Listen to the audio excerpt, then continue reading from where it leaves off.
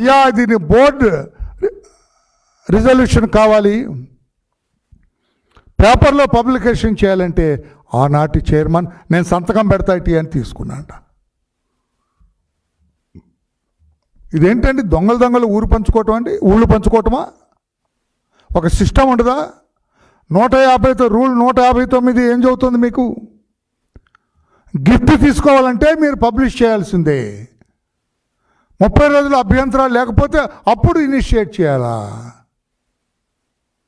ఇక్కడ 2 ప్రాపర్టీలు కూడా తీసుకున్నారు.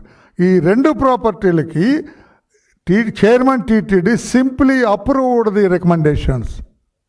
ఇక తీర్మానం లేదు, బోర్డు తీర్మానం లేదు, అందరూ ఓకే చేయటం లేదు, రిజల్యూషన్ రాయటం లేదు.